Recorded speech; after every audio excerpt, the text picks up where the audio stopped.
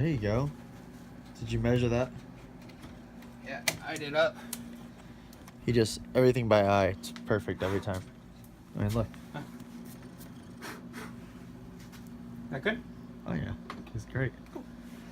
Now, to mount this beast right here. Dude, it looks sick. It's gonna look sweet.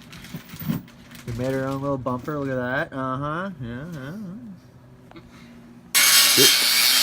Oh, yeah. Getting the bumper all ready to mount up here. I'm at Murray Drive. It's gonna look sick. The wrench thing. Alright, we're doing pretty good. Almost got it mounted. Look at this thing. It's looking pretty cool. Freaking crazy. Oh, yeah. Got the winch thing plate mounted. The winch will go right here, obviously. And then. Did you find it, Alex? Check it out. The size? Get it all bolted up. Dude. They're both the same? This is gonna be sick. No, they're not. It's an 18 and a 19. Why would they do the same bolts? Because that would be normal. That would make sense. No sense.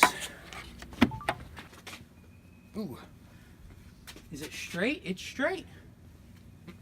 That looks pretty awesome.